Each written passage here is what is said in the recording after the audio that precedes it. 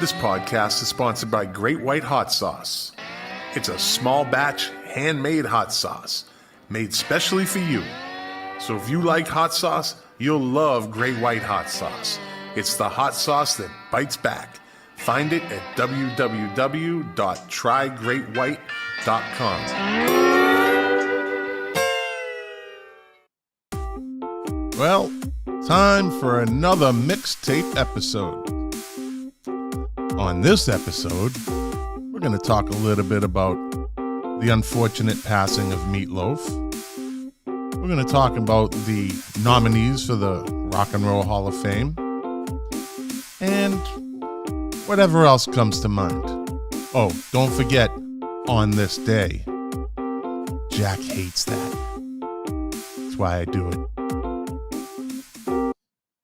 5, 4, 3, 2, 1, 0. All engine running. Liftoff. We have a liftoff.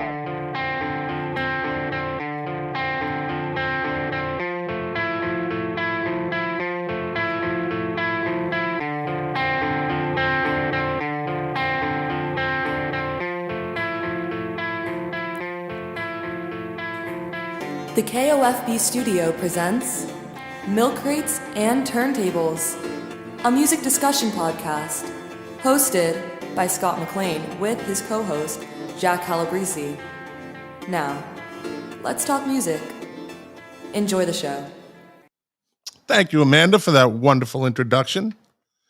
Well, you know the name of the show, so I'm not going to say it. Welcome to the podcast. Just finishing up a couple things while I'm doing the live stream. You know, it's never done. It's always something. Well, listen, thanks for tuning in. Thanks for watching. I'm going to say it right away. If you like this podcast, like it, share it, leave a comment. If you like the live stream, like it, share it, leave a comment. And we'd appreciate it. Pass it on. Pass it on. If you want to get in touch with us, you can email us at milkcratesandturntables@gmail.com. We're always open to suggestions, criticisms, only on Jack, though. I don't accept criticism that well. And yeah, without further ado, hold on. Gotta wet the palate. So without further ado, let me bring on my co-host, who's more than a mix. Nah, I'm just gonna bring him on. Jackie Calabrese. Hey, how are you, man? Oh, jeez. Always with the big entrance. What's going on? Nothing, buddy. How you doing? I'm doing fantastic. Excellent. You ready to do a good show? I am ready to do a pretty good show. All right. It better be pretty good after last week. After last week's performance that you pulled.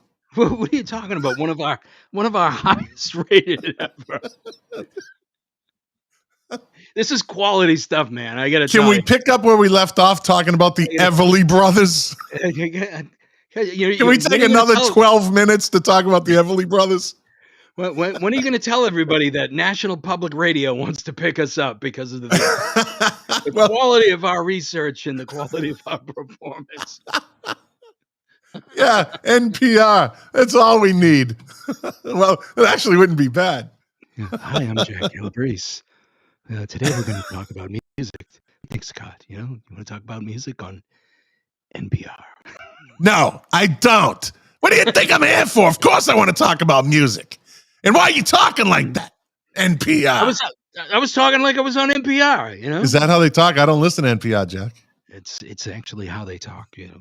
Welcome to public radio. You evidently listen quite a bit to NPR. Viewer supported. By the way, we're going to halt the programming for the afternoon to ask you for anything that you can spare. Nickel, time. The fundraisers. Fundraisers. Scott, if you donate more than $20, we'll send you a Milk Crates and Turntables tote bag. Hey, I didn't know they made them, but okay. Put me down for 21.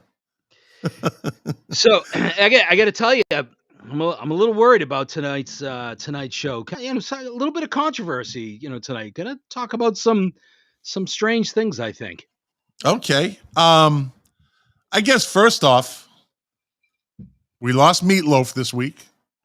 Well, last week. Yeah. We're a little late to the game on that one, but I think that we both had to process. We had to process. Maybe we should have done a break-in show, like a pop-up, a whole show on Meatloaf that would last probably 17 minutes. I don't know. You know what? Meatloaf had a very interesting career. Very interesting career. He was a draft dodger too. He's a draft dodger too. He was a draft dodger. How did he avoid the draft? He put on like 70 pounds, and I don't think he ever lost it. he never did. He never lost it. That was his strategy. Wait a minute. Should I make pretend I'm injured? Should I make pretend that I'm a deviant, that I have a criminal record? No. I'm going to stuff my big fat face. Yeah. And it worked. It absolutely worked. So give me a did you know about Meatloaf? So did you know there is actually video of this, and we may have actually even spoken about this on one of the previous editions, soon to be picked up by NPR, was that Meatloaf actually, so he lived in Texas. Yeah. His nickname, there's a number of different stories in terms of how he got it. I mean, first and foremost, I think that he was 5'2" and 240 pounds. Yikes, in seventh grade or something like that. The other thing is his real name is Michael Lee Aday. So his initials, ML, kind of play into it.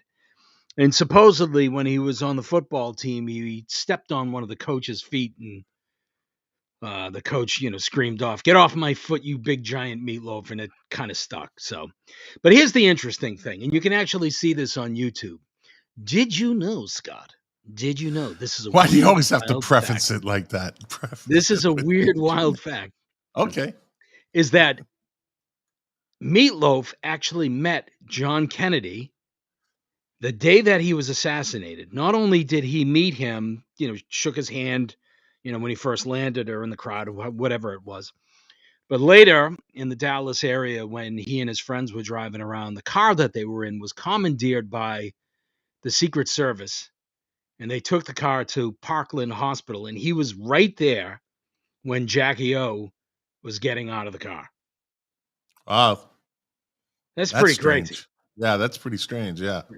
So I looked on YouTube because there is video, but I couldn't, make him out. I mean, back in those days, in Texas, I'm sure that even if he was, a little bit more heavy set, he had a probably tight cropped crew cut type thing. So if he was in there, he certainly didn't look like Meatloaf to me.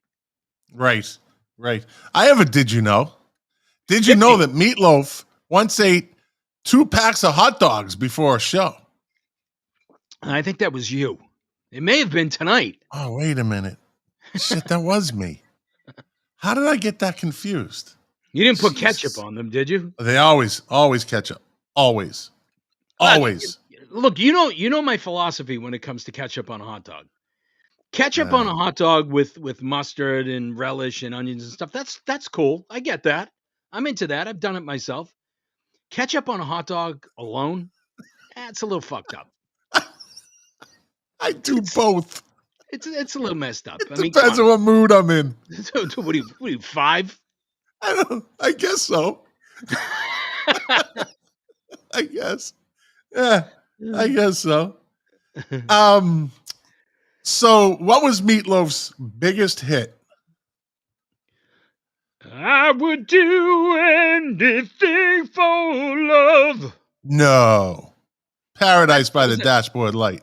No. That was his biggest hit, I believe. No way. He won a Grammy for I would do anything for love. You can stop that anytime you want. Okay. Well, I'd say his most popular hit is Paradise by the Dashboard Light.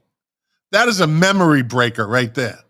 Whenever anyone hears that song that grew up in the 70s and 80s, it's an instant flashback.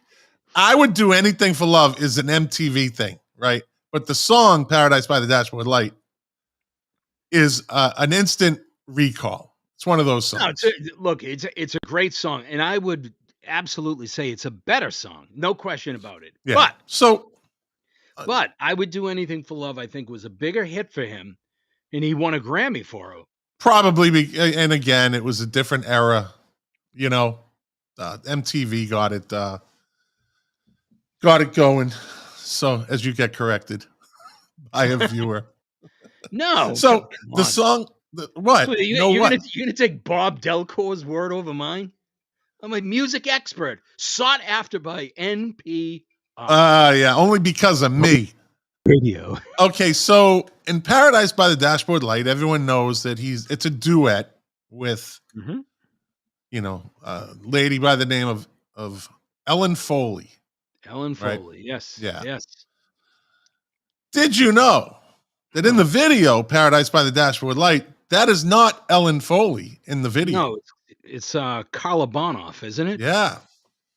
Because there was a little contractual thing going on. She evidently wanted more money or whatever happened. She had a little falling out and she wouldn't do the video. So they just brought in the lip syncer. Well, they're all lip syncing, but Well, and for the longest time, everyone thought what you saw. Well, because there wasn't social media, wasn't anything to spread that around. That it wasn't actually, that's not the girl singing that's on the video, right? yeah. Yeah. You know, so yeah, that was interesting. Yeah, I mean, look, Meatloaf. there's a couple of things that were kind of interesting about Meatloaf. So he grew up in Texas. At some point, his mom died. He had a falling out with his father. He used the inheritance that he got from his mother to get his own apartment, and he lived on his own for a little bit, and then he trekked out to California. And he had a couple of bands that he actually started with. So his first band was called Meatloaf Soul. And they had a little bit of local success. As a matter of fact, they opened for Van Morrison and them. And then his next couple of bands, Popcorn Blizzard and Floating Circus, they actually opened for The Who, The Stooges, the MC5, The Grateful Dead. They actually even had a single that was released called Once Upon a Time it was a moderate regional hit. And then he took a little bit of a left-hand turn and he actually went into musicals. He was in Hair. And then, eventually he found his way into the Rocky Horror Picture Show. Meatloaf again. When they bring the tray in, when Riff Raff brings the tray in and lifts it up and it's Meatloaf's head, and everybody in the whole audience yells, "Oh, Ma, Meatloaf again!" Yeah. Yeah, buddy. So then, so he and Jim Steinman, who was really the creative big man genius behind the it all. scenes. Yeah. So they start working on Bat Out of Hell. And none of the record companies wanted anything to do with it. They didn't know how to market it. It didn't sound, and it got terrible reviews when it first came out. Yeah. They actually even convinced Todd Rundgren to play guitar on it and produce it. He was under the impression that they actually already had a record deal when they didn't. But, Bat Out of Hell, critically panned. Record companies didn't want it. Nobody knew what to make of it. What did it sell? 45 million copies? Yeah. Well, how much of it had to do with Paradise by the Dashboard Light? Probably a lot. I think that carried the album. Because a lot of people, they don't know the song Bat Out of Hell. Right. They know Paradise by the Dashboard Light, and they know 2 out of 3 ain't bad. 3 ain't bad. That's it, though, pretty much. That came off that album. And what you took your words? It took the words right out of my mouth. Took the words right out of my mouth. All right. That's pretty good. Hey, I'm on beat. I'm on tune. I'm on tune with that. That's pretty good. Okay, Larry. So, of course, recognizing that they had such a massive hit, and when they tried to do something else that it absolutely flopped, they actually made Bat Out of Hell 2, Back into Hell. And if that wasn't enough, there was Back Out of Hell 3. So Bat Out of Hell 3 was called The Monster Is Loose. And it is rumored that when he died, they were making Back Out of Hell 4 Meatloaf goes to spring break. How about Bad Out of Hell 5, Weekend at Meatloaf's? It's Hey, Bad Out so of Hell 6. one Bad Out thing of Hell meets the guys from Porky's. he could sing, and there's no doubt about it. The guy had some great pipes. I think he lost his voice for a while, but He did.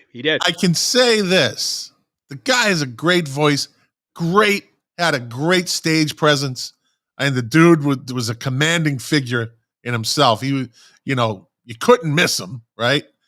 But that guy could not name a fucking band for the life of him. Read those names of those bands again. Yeah. Popcorn Flesh or something? What? Meatloaf Soul, Popcorn Blizzard, Floating Circus. What? Floating Come on, Dog Meatloaf. Come on. Get a little edgier. Come on. Maybe that's why he went into Broadway. He went into plays. Do you know, as his career kind of fell off, he had to play like smaller venues. So my brother Billy, this is a true story. My brother Billy called me one morning and was saying, "Hey, do you know Wally's in Hampton?" And I was like, "Yeah." He was like, "They're starting to get big bands there." And I was like, "Yeah." And he was like, "I drove by there a couple of months ago and Warrant was playing there, or Striper was playing there, one of those bands." All right, what year was this? What year? This is just a handful of years ago. Okay, so Warrant and Striper were on the money grab tour. They're trying to make whatever they can. Yeah. He goes, he was like, "I drove by the other day and on the marquee, they said that Meatloaf on Monday." He was like, "If I got like 20 tickets, I got a ton of us to go." He was like, "Would you go?" I was like, "Yeah, I would absolutely go." I was like, "It's not that far from my house. It's maybe a 20-minute drive and whatnot. Meatloaf is great." I was like, "I'm surprised he's playing such a small place." So Billy says, "All right, I'm into it." He corrals a bunch of people and he calls Wally's and he says, "Hey, I want to buy, a bunch of Meatloaf tickets." And the woman goes, "What are you talking about?" And he was like, "Well, on your sign, it says, Meatloaf." Oh, no. She was like, "That's the dinner special." I was going to say, it's Meatloaf Monday. I was going to say that. All right. On 3, you know what we're going to say to your brother right now. On 3, you know what we're going to say. 1, 2, 3. You're an idiot. I would imagine that woman that answered the phone must have had a blast. Like, you wouldn't believe the fucking moron that I just got off the phone. Hey, do you put ketchup on your meatloaf? Oh, yeah, sure. All right, then we're good. All right, sure. We're good. But the question is, wait a minute. Do you put meatloaf on do you put ketchup on your meatloaf before you cook it or after you cook it? So before I cook it, I put on tomato soup. Cover it with tomato soup.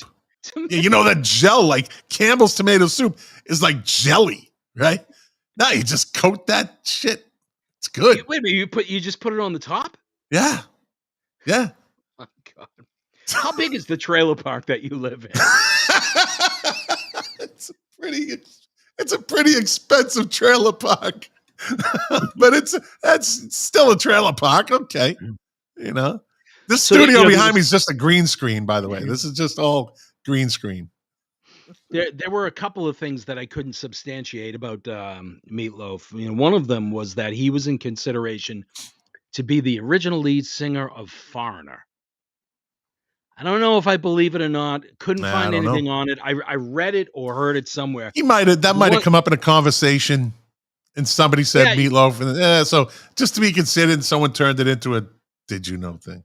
It may have, but he did. So there was a guy by the name of Derek St. John, I think was his name, was the singer for Ted Nugent.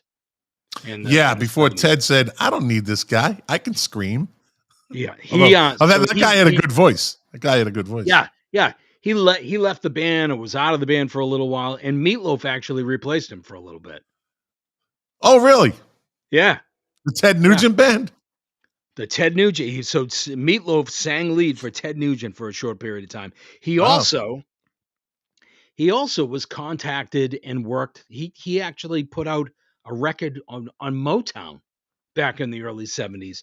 A duo called Meatloaf and Stoney. What? Meatloaf and ketchup. Not anything I'm gonna go out of my way to listen to, but just a fun Meatloaf fact. and Stoney? Like, Meatloaf why? and Stoney. Why would you do that?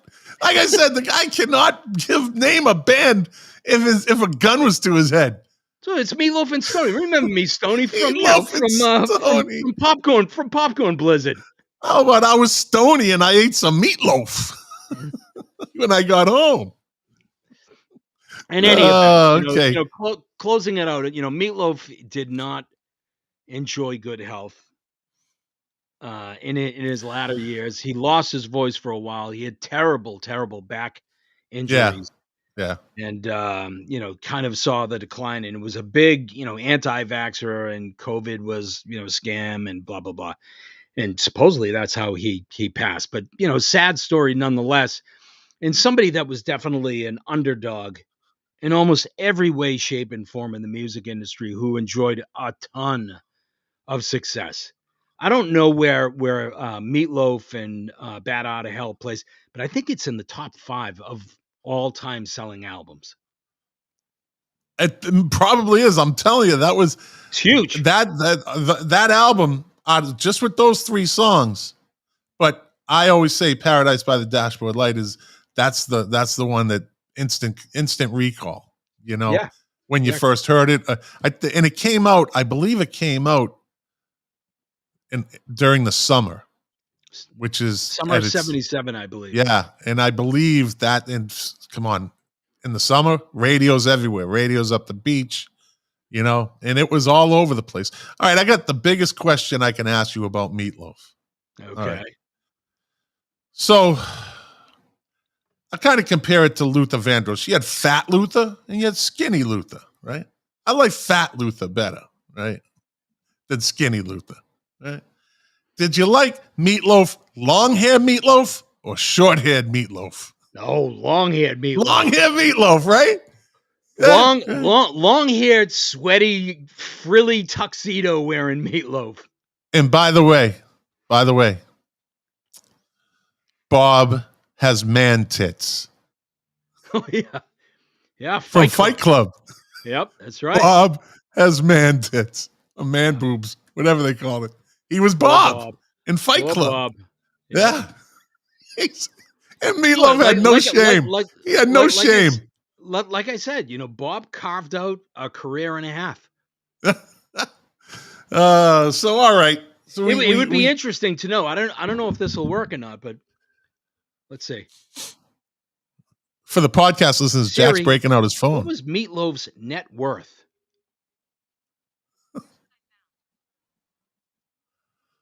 $40 million at his death. Hey, all right. Hey. He was comfortable. What's comfortable. That? I said he was comfortable. Yeah. I'm sure he could. It's not as much as you have, but he didn't have a Led Zeppelin 3 pinball machine, but I bet you he didn't. That's right. I have the Led Zeppelin 3 pinball, yes, and I don't even have the high score on the thing. That drives me crazy. But who has the high score? Actually, a friend of mine from Las Vegas who came in with a bunch of my friends that I was stationed with in the Philippines. We have a reunion every year or two, and I had it down here this year. And this dude came in, and he Paul DiCiano, and he lit it up. I mean, he had like 68 million or so. He actually got 61 million one day, and then 68 million the next day. I can't even get 30 million. Then he left. Like, what? You messed up. It's because you messed up your wrist when you were a teenager. That's right. Oh, wait a minute. Hey, I know where you're getting at there. I know what you're getting at. Yeah, so we'll get back to the hot dog thing. Yeah. So even your brother said, "Hey, everything on a hot dog with a toasted bun, ketchup, mustard." See, that's cool. That's legit. I said I do that sometimes, but then sometimes I just use ketchup. You wash it down with chocolate milk? No, white milk. White milk. I actually dip bologna sandwiches in milk. No, you don't. I do. Bologna sandwich. White bread. Wait a minute. Hold on. So bologna. Confessions of a mad eater. Wait.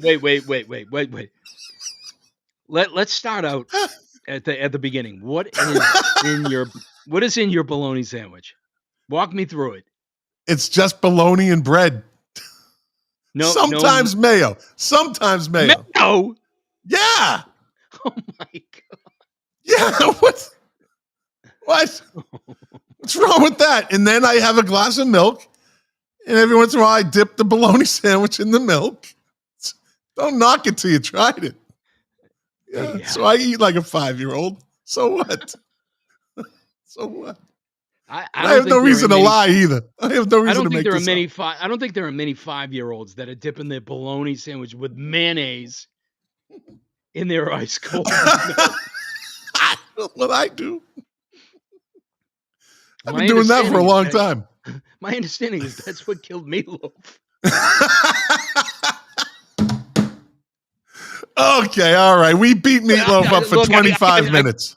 I have to agree with Dave Phillips. Come on, bologna sandwiches and milk. I mean, you know what? Listen, bologna sandwich wrong with you? With milk is ridiculous. Never mind dipping it in there. What is wrong with you? Oh my god! I'm serious. All right, we're getting way off track here. We got a lot to cover in the. Well, we got enough time, so let's jump back. All right, Meatloaf, rest in peace. I heard his coffin was made of Wonder Bread. Just a big bread coffin. They stuck bread. That's funny stuff right there. It's a meatloaf sandwich. Yeah. It's a meatloaf sandwich. So let's move on. Rock and Roll Hall of Fame nominees came out. Right? Yes. So this is how it goes. To get into this is supposedly how they vote in the Rock and Roll Hall of Fame. So more than 1,000 artists, music historians, that could be you and me, and music industry professionals vote on the nominees. The foundation said taking into account an artist or group's influence on other musicians, their body of work, and, quote, length and depth of career. An artist or band becomes eligible for induction 25 years after their first commercial recording was released, according to the Rock and Roll Hall of Fame Foundation. So that's the basic criteria. Well, if you don't, can I interject? Yeah. I know last week you got mad at me because I corrected you a couple of times. Okay.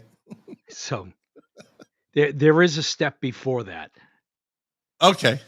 So there is a much smaller nominating committee. So the way that it actually works is the much smaller nominating committee. And when I say smaller, it's like 20 people. So Jan Wenner, the publisher of Rolling Stone, and then there are people like Tom Morello and Dave Grohl and like the elite.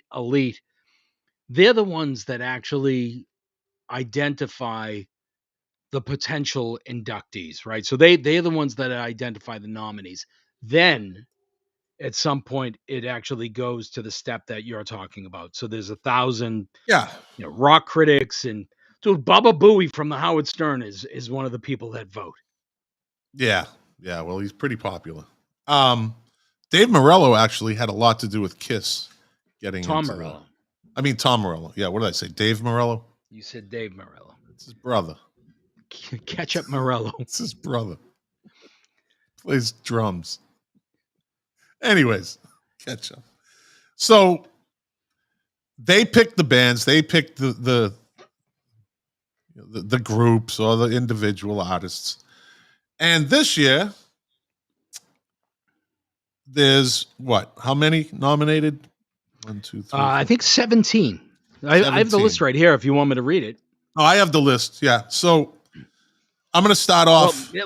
Yeah, maybe one of us should read it just so people know who we're talking about. Yeah, go ahead, read it.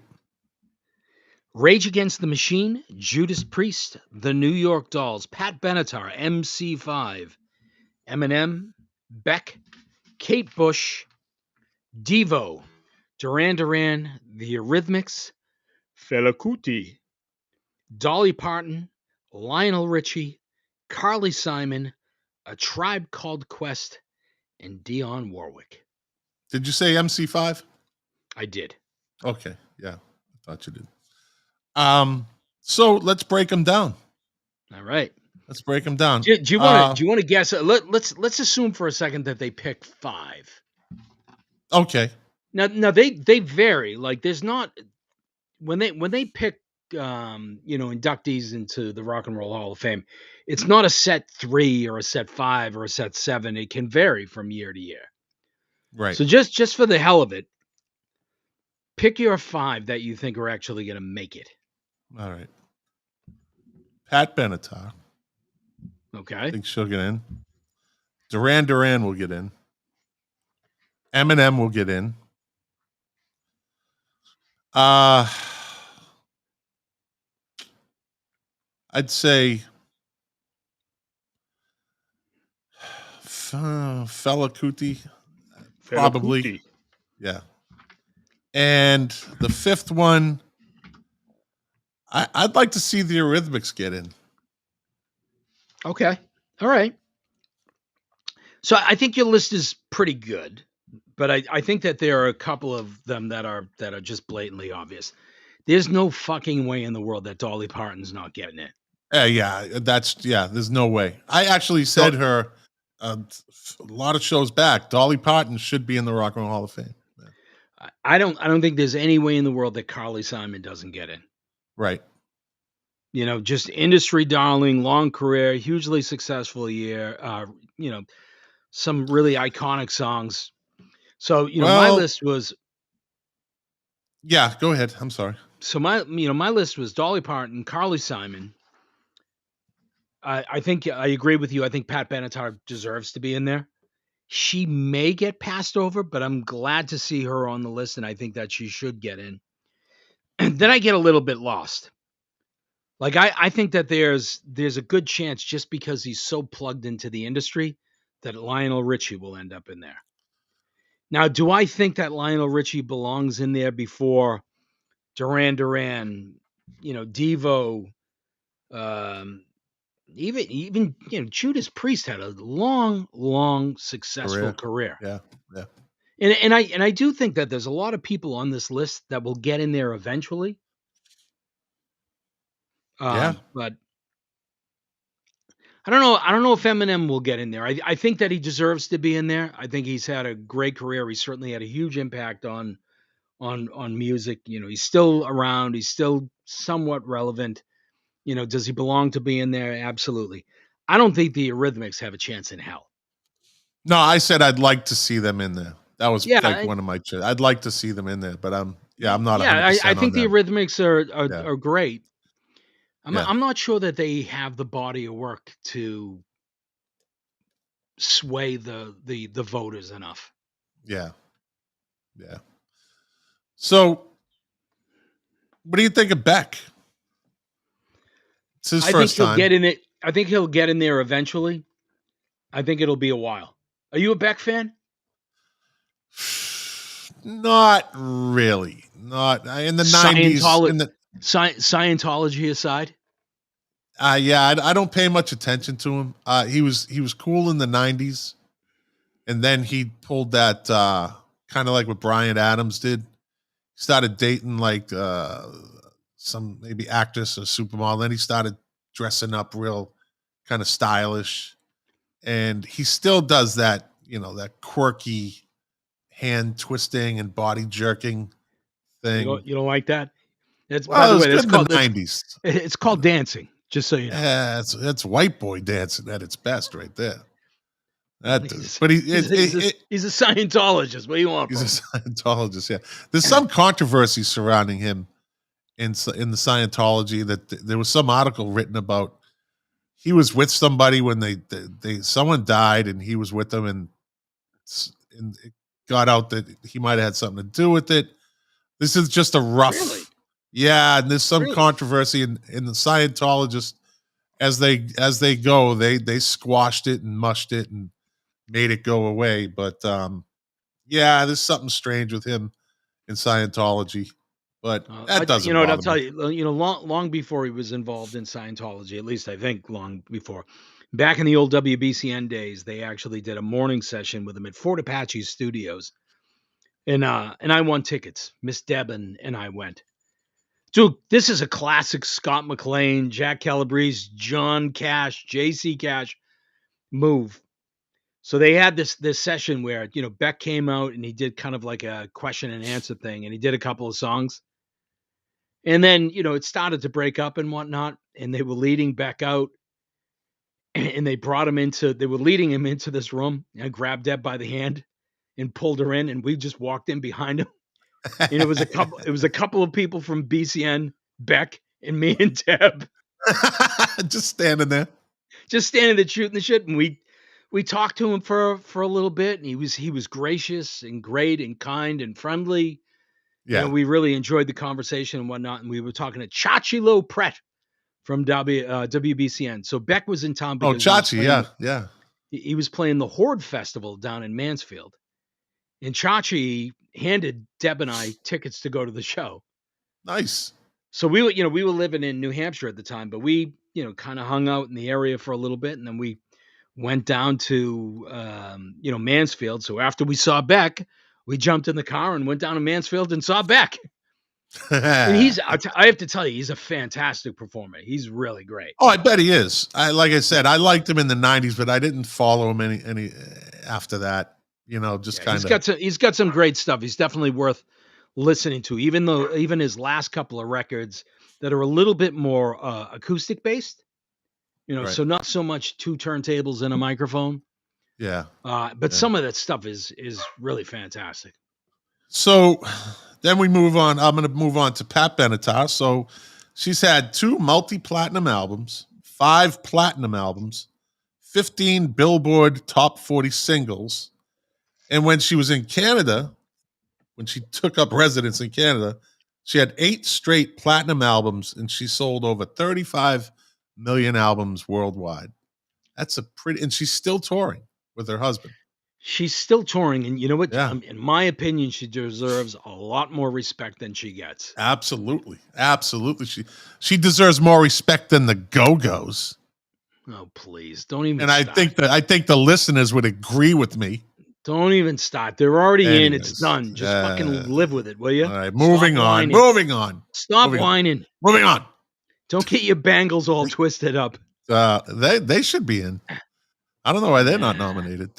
Aren't they the highest selling female rock band of all time? I don't know if that's true or not. I think it Could be true. I think you it's might true. be right. I am right. One of the distinctions that Pat Benatar has is, what was the first video played on MTV? Love is a Battle. No, the first one was the Buggles. Video killed the radio star. Pat Benatar was number 2. The second one, yeah. No one ever remembers number 2, buddy. No one ever remembers it. I understand. I get it. So moving on, Pat Benatar, that's just some of her credentials. Kate Bush, no. She's only done 1 concert in America. It's not really even that she did a concert. I think she played Saturday Night Live. And she's never. So why would we even think about putting her in? Well, she's had a long career. She has a long career. Yeah. Huge in Europe, but she's got terrible stage fright and always has had. David Gilmour was the one David Gilmour of Pink Floyd was kind of the person responsible for her discovery and her introduction into the music business. But she's still putting out music, and there are rabid, crazy Kate Bush fans out there. Yeah. And I have to tell you, admittedly, if she ever came to the U.S., I would absolutely go and see her. I would, just because she's never been here. Yeah. Yeah, but her body of work is incredible. She's only had 1 hit. Running up the hill, running up the hill. Who cares about hits? How many hits? Oh God! How many hits has the MC5 had? And they're not going to be in. How many true hits have the Smiths had? So, in America, 2, 3. Yeah, how many true hits has Morrissey had? He's had a couple. He has had very few. He's had a couple. He's had very few. Very, very few. So you can't go by What's hits. less than a couple? If you One. were going, wait a minute, if you were going by hits, Tom Waits wouldn't be in the Rock and Roll Hall of Fame. Well, hits isn't one of the criteria. No, it's my not, but criteria. you're making it. You're making it a criteria, and it shouldn't be. It should have something to do with it, but album sales has more to do with it than hits. No, it's not just album sales. I know. I fucking know there's more to it than album sales. I read it's album sales, it's longevity, it's influence, it's blah, blah. What the fuck? You want to do it again? Well, Jesus Christ. You don't seem to be getting it. I'm getting it, but all right, give me the whole fucking breakdown. I'm just going to go take a leak. I'm just going to just break it out. Go ahead. I'm just going to drink water. Someday, this show will be a hit. Someday. Yeah. Lucky we're not sitting next to each other. That's probably a good thing for you. But seriously, you're talking about hits. How many hits has Rage Against the Machine had? How many hits have the New York? All right, how are you going to beat the hits thing into the fucking ground? All right, start naming off groups. Just start naming off groups that never had hits. I'll sit here with you for the next 2 hours. I'll give you 50. I'll give you $50 if you can name 2 hits that Fela Kuti had. Yeah, I don't know. I didn't live in Nigeria at the time, but I know he's the creator of Afro funk. So he's. By the way, if you haven't listened to Fela Kuti, he's fucking awesome. Yeah, he's very unique. Very unique. He's so cool. We'll get to him. All right. So okay, keep going. Devo, 25 singles and 9 albums. That's it. Like, probably not. Do you think they hit 10 million in album sales? And they don't tour anymore either. So they had a good influence. They had an influence. They do. They play here and there. So my daughter saw them last summer. And they are talking about hanging it up. Yeah. But I will say, just because I kind of can consider them in the same category, I don't know how you actually have Devo even being on the nominating list without the B-52s. I was just going to say that. And I've been saying they should at least be nominated. I think Devo is great band, long history, influential and whatnot. Unique. But I don't think that you can. They hold a candle to the influence that the B-52s have had. Yeah. And I've said this before. I honestly think that the thing that holds the B-52s back from being considered seriously is Love Shack. I don't know if one song I would think that stop something like that. I think they got Gilligan'd on that one. I think that I don't think one song. What about Rock Lobster? That's a popular song. But you know what? You and I know that, right? People that are but the general population, the public, they don't necessarily know that. Yeah, I'm not arguing with you, but I don't know anyone that doesn't know the song. Change of pace, by the way. Oh yeah, because you're not fucking provoking me. I don't know anybody that's never heard Rock Lobster. There's plenty of people out there that haven't heard Rock Lobster. So you say, name them. Then name them.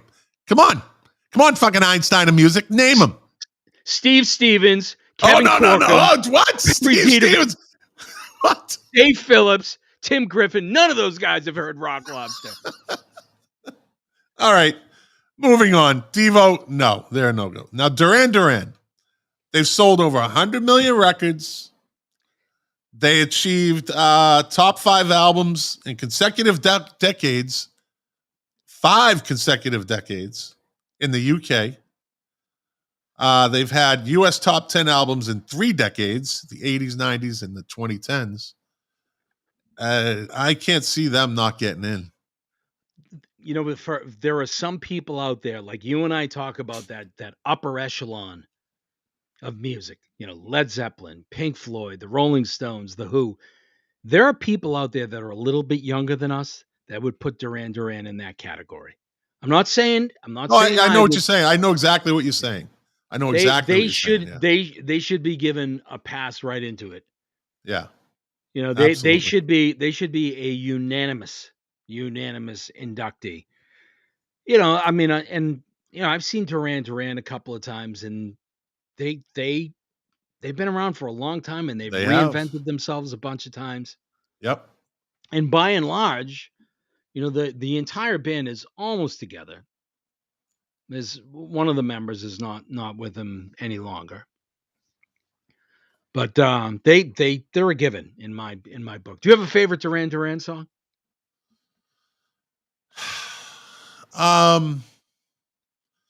You know what? Say a Prayer for Me Now. I like that song. Yeah, it's a great song. Great I song. like that song. View to a Kill. Actually, even though it was a James Bond theme song, I still like that song. Do you know where that song was first played live? In Jack Calabrese's basement. It was only him and Deb there watching. That's what Duran Duran opened with at Live Aid. Okay. I know but that okay. Every time you say that okay, that means that you don't give a shit. Okay. No. Okay. All right. Yeah. All right. Yeah. I'll say, Okay. how's this? I'll say, damn, Jack, that's some good shit. Damn, Jack, that's some good shit right there, Jack. Okay. Damn, Jack. All right, moving on. Eminem. Record sales over 220 million sold worldwide. He's listed as one of the best-selling music artists worldwide. According to RIAA, Eminem has sold 154 million certified albums and singles in the United States alone. He's semi groundbreaker in the way he rapped. His style was very unique. He mastered not rhyming words, but making them sound like they rhymed. Yeah. He'll put words that don't rhyme, but he makes it fit. He has a talent to do that. I couldn't agree with you more. I think that Eminem is definitely worthy of the honor. If he doesn't get in this time, it's inevitable. I mean, you know, look, there's a part of me that says, look at most of the people on the list. You know, stop fucking playing with the games. You know, these people are all going to get in eventually. Just let them in. Yeah. Let's just move on. But you know, the Rock and Roll Hall of Fame and the way that it works is a little bit messed up. As a matter of fact, one of the things that really kind of upset me when I was doing a little bit of research is that one of last year's inductees, LL Cool J. So one of the big controversies about the Rock and Roll Hall of Fame is they say that there's kind of a consolation prize. So you have your normal induction into the Rock and Roll Hall of Fame based upon your merit and all of the things that they have categorized, right? That you are a Rock and Roll Hall of Fame inductee. In the early days of the Rock and Roll Hall of Fame, they had something called like the, you know, famous sidemen or the, you know, important sidemen or whatnot, right? So it was really reserved for, you know, people like Johnny Johnson, who was, you know, Chuck Berry's keyboard player. You know, so it was to recognize people Right. that weren't the face of you know, their music, but they were instrumental in it, right? So they actually changed that after a while, and they actually called it the Award for Musical Excellence. Right. And did you know that last year when LL Cool J, he wasn't a regular inductee. He was inducted under the category of musical excellence. It's a half step below. Huh. Now, none of us would have noticed that because he was given time during the ceremonies and performed and whatnot. But he does not have the same level of induction as the Beatles, as the Foo Fighters, as the Red Hot Chili Peppers and whatnot, which is a fucking crime. That's some good shit there, Jack. Good shit. I was waiting to say that. You're a prick. You know what? So we talked about I'm not doing the show anymore. Yes, you are. I don't have anywhere else to go. I'm not quitting. So last week I mentioned that here, bologna and mayonnaise. Mayonnaise and bologna. I had mentioned Dire Straits. and we weren't sure if they were in or not. And I did some research, and they were. And I don't mean to go back to last week's show halfway through this one, No, but that's fine. I think I know why we didn't know or weren't sure, because I knew I heard the name. I knew I heard their name, right? But I wasn't 100%. So evidently, when they were inducted, they didn't have anyone doing a speech for them, whereas some artists have other people doing a speech.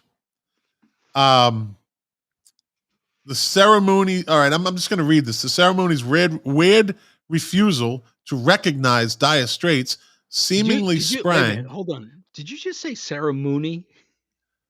The ceremonies. But by the way, what month are we in right now? We're in February. Prove me wrong. No, well, How do you say ceremony? Ceremony. Not ceremony. It's my accent. Ceremony. You live in Florida. There isn't any accent. Ceremony. Yeah, that's Scott the IT guy. No, I'm ignoring Scott the IT guy tonight. Ceremony. Ceremony. Ceremony. Whatever. Shut the fuck up. So the ceremonies, weird refusal to recognize Dire Straits seemingly sprang from Dire Straits frontman Mark Knopfler's weird refusal to recognize the ceremony. He didn't attend. He didn't explain why. He didn't attend. He didn't even publicly acknowledge the induction at all. Neither did drummer Pick Withers, who also wasn't there. And this is a good one. Wait a minute. Yeah, I know. Pick Withers. I can't believe he snubbed them. Yeah, I can't. They must. I can't believe that. The balls on that guy. Heartbroken. They must have offered him a lot, and he turned them down. But this is where we get Jan Withers. I can picture him running around the room, going, "Guys, Pick Withers. He's not coming. Yeah, He won't acknowledge us." But let's get down to brass tacks. The David Knopfler conversation, where I think last week you mentioned if you ever saw him, you would have him write his brother's name for an autograph. No. You're David Knopfler. Can I have your autograph? Yeah, sure. Can you sign it, Mark? Yeah, would you mind writing Mark? Hey, who are you? Who you look like you're famous? Who are you? I'm David Knopfler. No. Look, you must have had a couple of drinks. It's Mark Knopfler.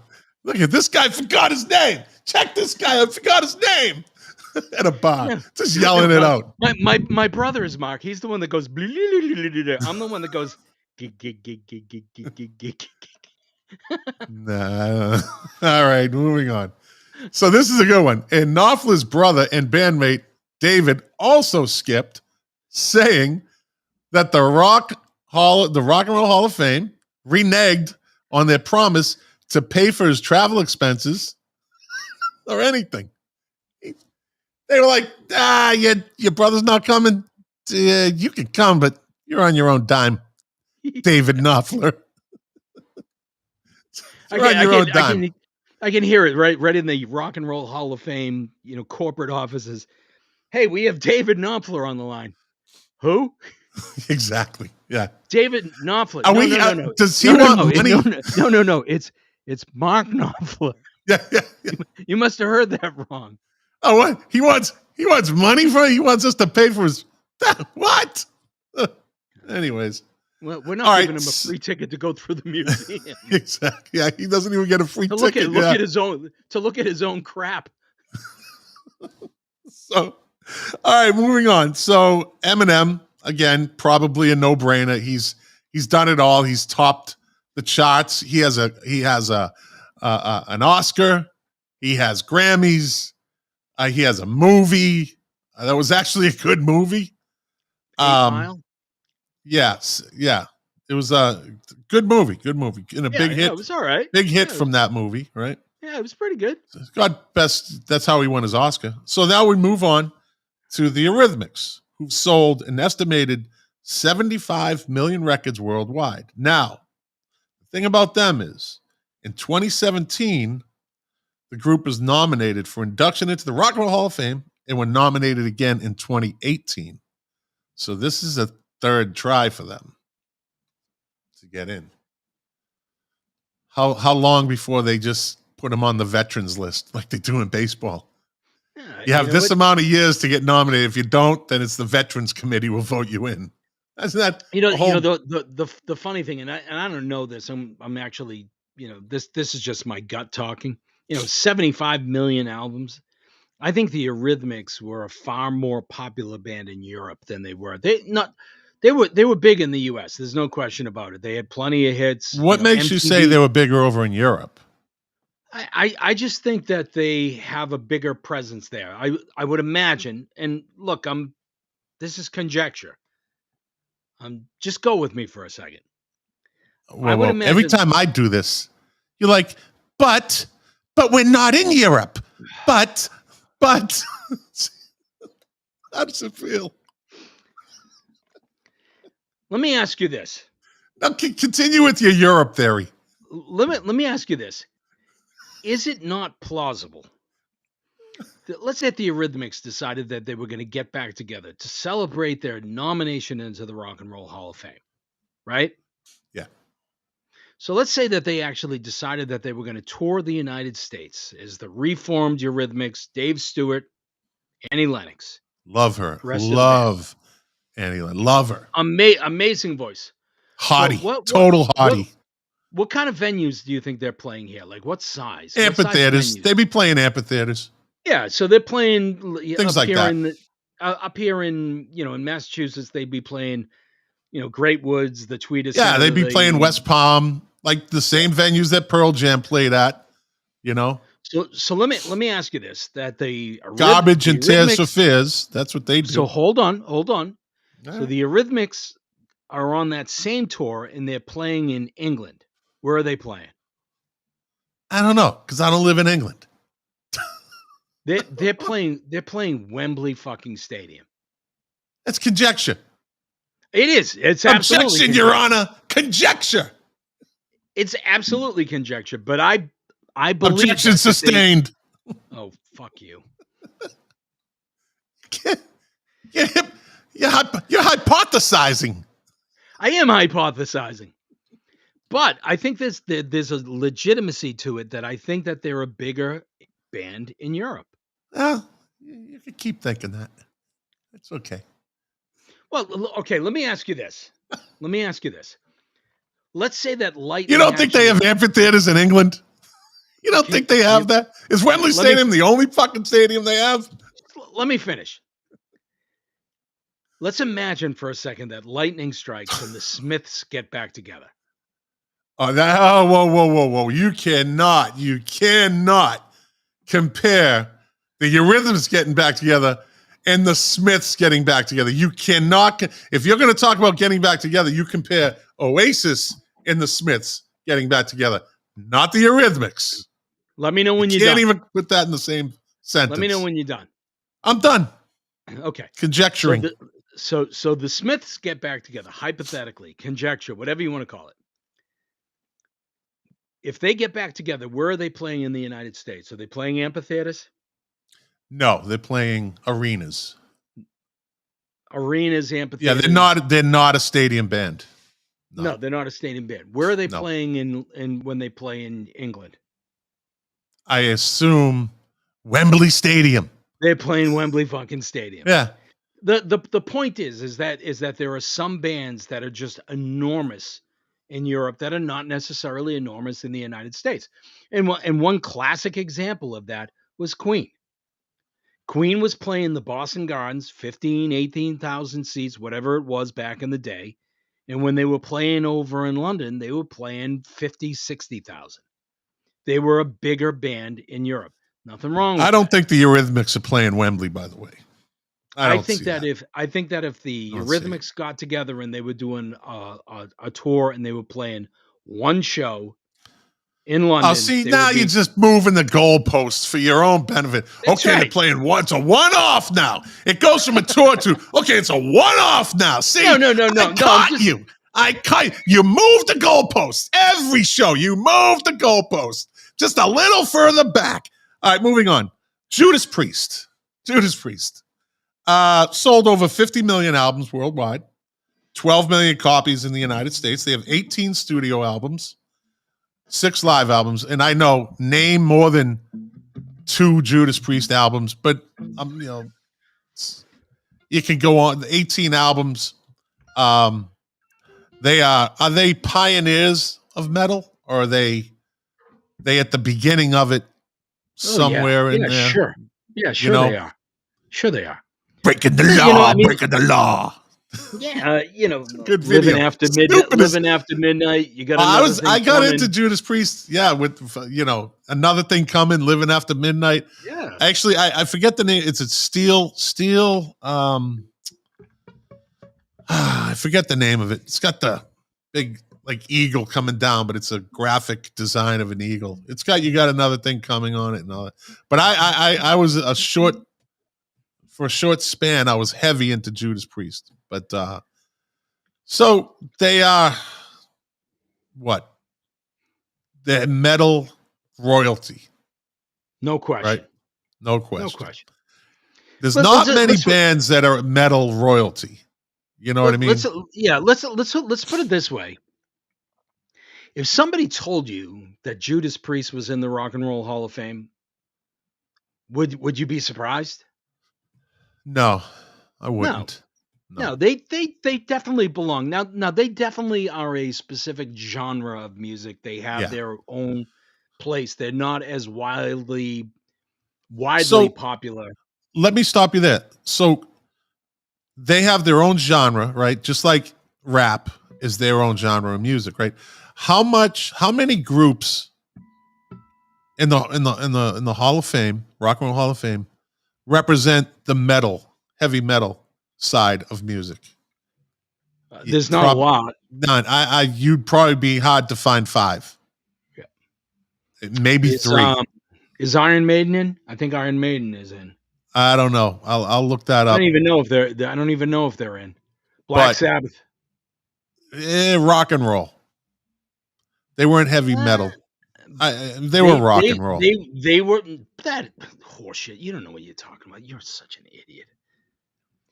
Black Sabbath. You're just dying to say that. You were dying to say that after the goalpost thing. After I caught you, you're just dying to call me an idiot. I'm never. Black Sabbath is never considered heavy metal. No. I never have to die to say you're an idiot. It's just right around the corner. It's just a couple of seconds away. So, fuck you. Black Sabbath is not heavy metal. Did you just say Black Sabbath isn't heavy metal? They are more considered rock and roll. If you ask if you ask the average person, is Black Sabbath heavy metal or are they hard rock and roll? The majority of the people are going to say rock and roll. You are a moron. I can't do the show with you anymore. Hey, listen, I'm just conjecturing and hypothesizing. It's good when you do it, though, isn't it? You can come up with stuff that isn't actually factual, but you can talk it into making sounded like it's good. Did you notice? Conjecture, hypothesis. Dude, we are heading to NPR. We're checking all the boxes. Yeah. We've been on a year, right? This is our 41st show, right? Yeah. We're coming up on I don't know, 6,500 downloads, $7,000. Yeah, we're rocking it. Yeah. What about Lionel Richie? A hit making machine. Commodores and wait a minute. Do you have to give Lionel Richie credit for Commodores, or should the Commodores be considered on their own? That isn't that the question that I asked about Chaka Khan? Is it just Chaka Khan, or is it Chaka Khan and Rufus? Yeah, I mean it's a valid question. Or just Rufus. Let's put it this way: is Paul McCartney and Wings in there because of what Paul McCartney did with the Beatles? Is he in there with Wings or just on his own? merit. I think he's in there with. I think Paul McCartney's in there probably 3 times. Oh, I don't know if anybody is really. Yeah, there's a I don't couple of know. people that are in there 3 I don't times. think Wings got in. I could be. Listen, we'll think look it up. crazy. I don't know the whole list by heart, but if they are, then so be it. I'm not going to argue the point. But Lionel Richie he gets in because of his work with the Commodores and his solo career, which he was one of the. There's a small handful of people in the 80s. Lionel Richie, Phil Collins, Hall & Oates, you could say Pat Benatar, that kind of dominated the 80s. So I know he's won some Grammys. I don't know how many records he sold, but it's got to be a lot. Oh yeah, I mean, hugely popular. Yeah, talented. He does. I don't know if he does shows anymore. Guys like him can pop up and do shows. I want to go into a. I don't. Based upon what I'm seeing, I don't think that the Commodores are in the Rock and Roll Hall of Fame. No, I didn't think the Commodores were in. We were talking about Paul McCartney and Wings. I understand that. I'm getting there. I only have 2 fucking thumbs. All right. Then why'd you mention the Commodores? I knew that. I was just checking. I was conjecturing. You're conjecturing. Okay. So I think if he doesn't get in this time, how many times has he been nominated? I didn't get to that. Oh, this is his first nomination. So if he doesn't get in this time, he's definitely on the short list. Just like Carly Simon. This is her first nomination, which you would have thought. I have no idea how that could be possible. Yeah. And it's amazing, right? Yeah. Beck, it's his first. And I believe, who else? Eminem, it's his first nomination. Dolly Parton, it's her first nomination. So they must have broke out the we fucked up list. We fucked up list. And they put them all in one category. Now, do they have a minimum amount of people or maximum amount of people that they can induct at one time? No, I don't think there's any set number. I don't think there's any set number. Right. So, I mean, we could go right into that. I think Lionel Richie should get in. Carly Simon should get in. If, again, not this time, next time. Yeah, I don't. You know what? I don't think Carly Simon has had. I don't think she only has like 9.5 million album sales, right? Which is pretty 9. Interesting. 5? Yeah. So I was looking at something earlier. Yeah, that's it. Where was it? I was looking at something earlier, and it showed her record sales. And she has, I don't know how many records, maybe close to 20, maybe more than 20. And it showed every year it went down, down, down, down, down, down. One album, I think, only sold like 15,000 copies, one of her recent albums. So she's popular. She had some hits, but that might hurt her. Yeah, you may be right. That might hurt her. So let me see. Judas Priest, Fela Kuti, right?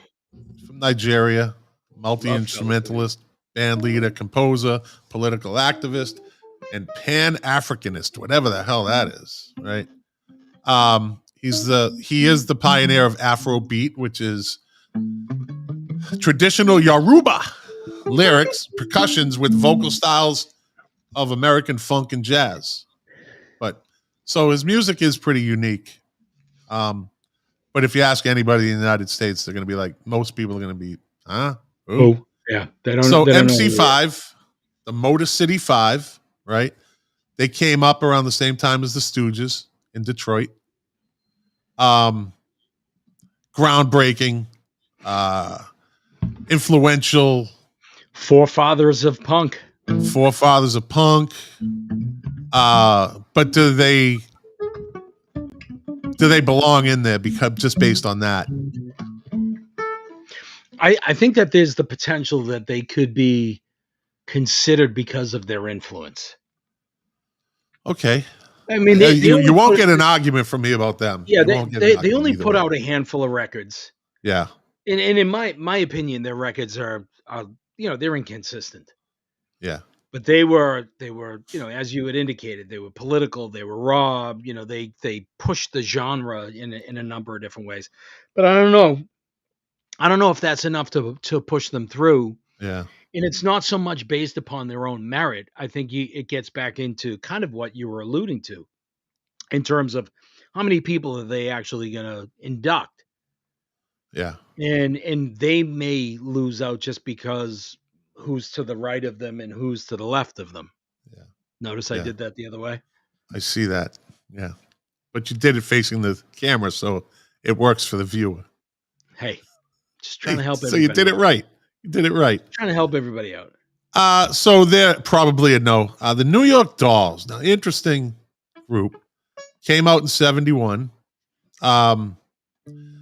They're one of those bands that are kind of the prototype to punk, along with the Stooges, MC5, some other bands. But they were far and above more popular just because of their look, with the drag queen style when they came on stage. I mean, they knew how to steal the show, Yeah. And they were good. They were good. So in this class, I mean, is it possible that the MC5 and the New York Dolls cancel each other out? Yeah, right. Do they get to the point? Do they get to the point where they say, okay, look, we're inducting these guys or considering these guys almost for the same reason. Not a lot of album sales. You're right. Kind of influence punk. Big influences. Had the thing. We're not going to take them both. Right. So who do we take?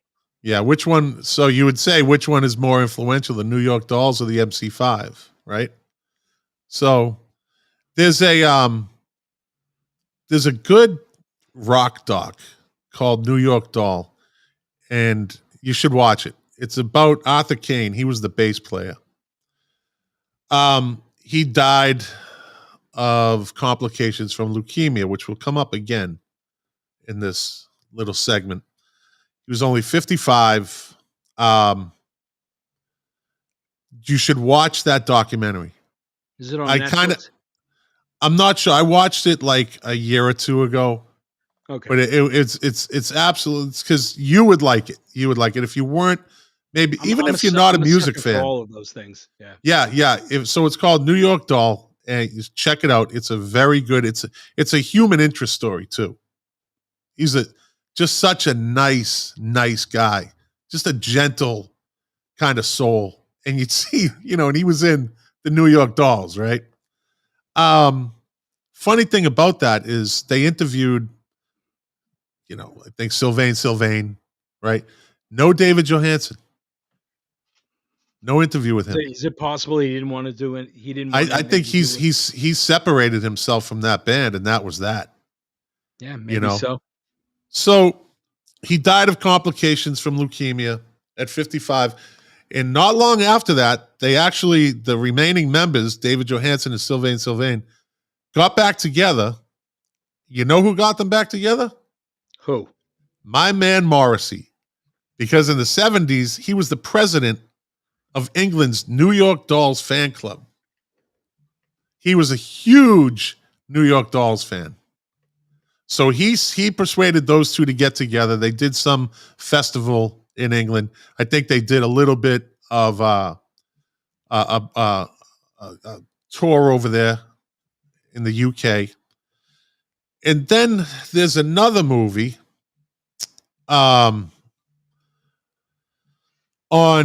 it's called Finding Johnny, and it's about Johnny Thunders, the guitar player. Johnny Thunders was probably the original punk rock guitar hero. I would agree. Right? And he got his name from a comic book, actually, from the 40s called Johnny Thunder. So he just added an S on the end. So Finding Johnny is an interesting documentary also. That dude lived a strange life, man. Not good either. So he dies in 1991 in the St. Peter's house in New Orleans. He was 38 years old. Lot of controversy around his death. Some people say, okay, so the official cause of death on the coroner's report was methadone and cocaine because they found it in his system, right? But wait, there's more. I'm listening. Don't get testy. I'm sorry. I'm just listening. Okay. I'm sitting back and I'm enjoying the show. You broke my stride. No, now I got to get my shit back. Hold on, I got to drink some water. I'll sit here quietly. No, you can talk. Just don't play that fucking guitar. He's gonna do it. Ding. So he died in room 37, which actually they made a movie called Room 37. It's not a documentary. It's one of those maybe movies. Like maybe this happened, right? It's okay. It's an okay movie. So the coroner says it's methadone and cocaine. Johnny Thunders also was suffering from leukemia, just like Arthur Kane was, which is strange. Not that there's any correlation to that. Sure. So some say he was murdered. Since the night before, some people in the hotel saw these guys, a handful of guys, going in and out of his apartment. The lady at the counter said that when he came in earlier that evening, or the night before, she said he looked like death warmed over. He was white as a sheet, sweating, the whole thing. So some say that these people came in there, they robbed him of his methadone, or they hit him up with some LSD, robbed him of his methadone, because the cops didn't even bother to look. Someone actually realized after the fact his passport was stolen, his money was stolen, jewelry was stolen, anything he had was stolen, right? Then others say he died of his illness because he refused to really acknowledge it, that he had leukemia. So there's three possible ways that this guy died, and no one knows. No one knows, right?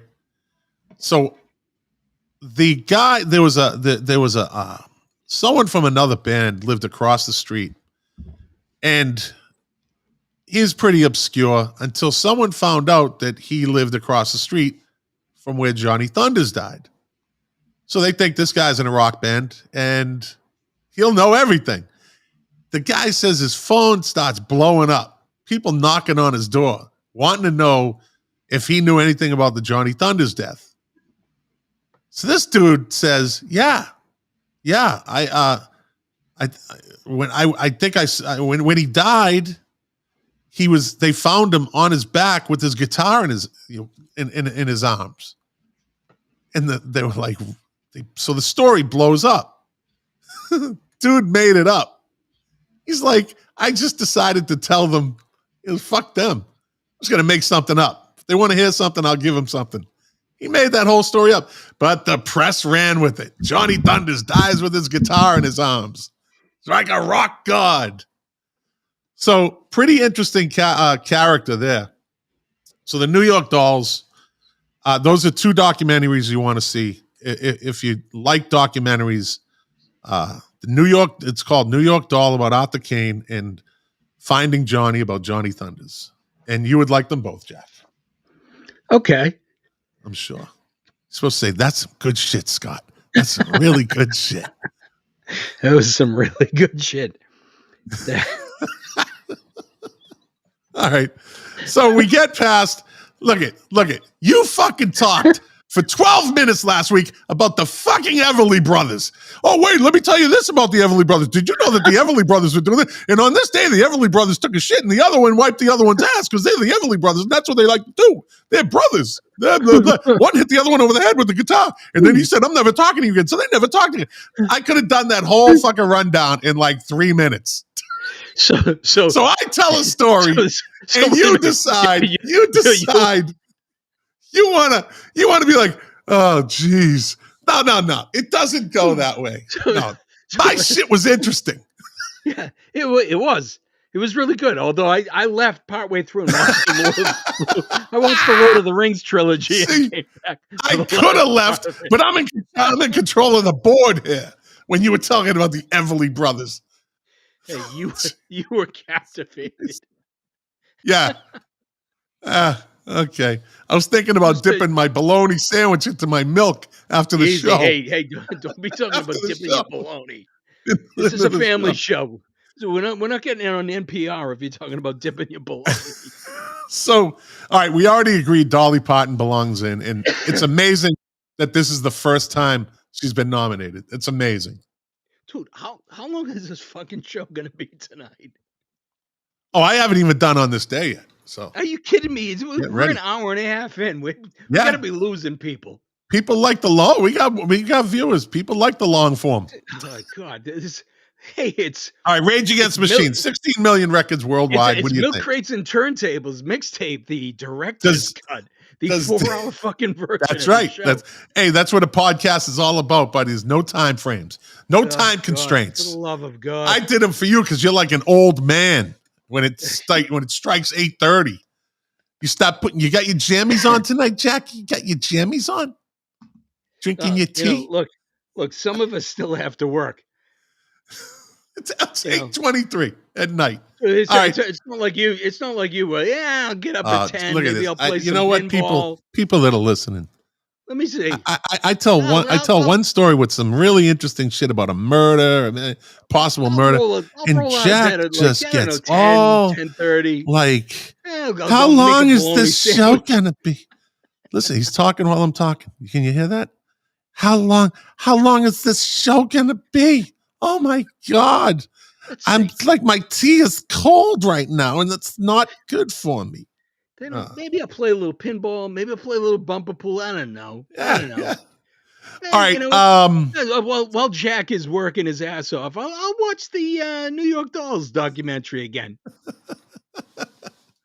Maybe I'll we'll run down the rest real quickly for Jack. So Carly Simon, I think it's probably a no this time.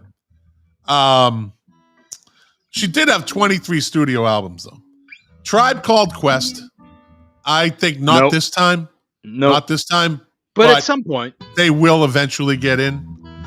And I think Dionne Warwick. What about Dionne Warwick? That's an interesting one. Yeah. I don't know. They're just going to walk on by? Is the Hall of Fame just going to walk on by? Boo. Boo. Do you know the way to the Hall of Fame? I'm not getting in this year again.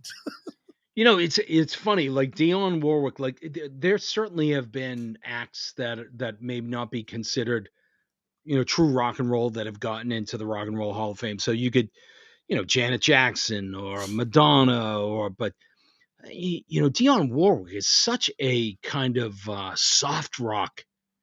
Yeah. It's temporary music, like that contemporary. I don't get the rock and roll connection, and no disrespect to Dionne Warwick. I mean, she had a long, illustrious career, and I'm sure she's got all of the psychics pulling for her. But I was going to say, do you think the psychic connection hotline is going to hurt her? Yeah, I don't really get. Maybe she could call one of the psychics to see if she's getting in. I mean, do you put Perry Como into the, is Johnny Mathis? Right. I don't know. I see exactly. Good point. Yeah.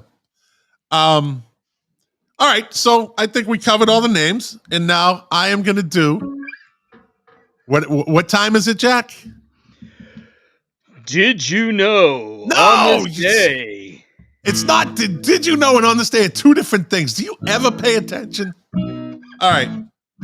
On this day in music, in 1959, Buddy Holly, Richie Valens, and the Big Bopper all appeared at the Surf Ballroom, Clear Lake, Iowa. Every week it's Buddy Holly and Elvis Presley. Because they were popular. That's why. This was all three acts' last gig together, or ever gig, before being killed in a plane crash the following day. So this is a pretty historic day for music. You'll like this one. In 1969, Yoko Ono divorces her husband, Tony Cox. Yoko was granted custody of their daughter, Kyoko. And then John Lennon married Yoko the following month on March 30th. 1974, on this day, the Carpenters started a 4-week run at the number one on the UK album charts. The singles 1963-73 featuring 12 hits, US top of the world, blah, blah, blah, Carpenters. Oh, and this day in 1979, Sid Vicious overdoses and dies. Gets away with murder. Was he in room 37 by any chance? No, that was Johnny Thunders, if you were paying attention. So, yeah. And you know what? You know who was born on this day, Jack? Nobody of any importance, so the show is over. Yay! I love you, buddy.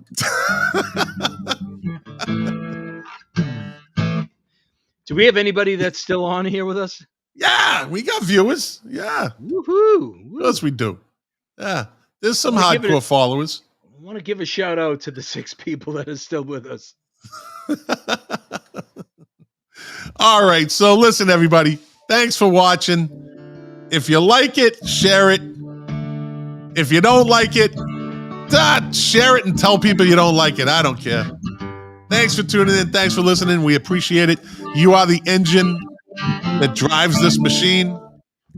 Without you, we wouldn't be doing this. It would just be a conversation between me and Jack, which happens all the time anyways. Yeah. And we'll probably talk tomorrow. Yeah.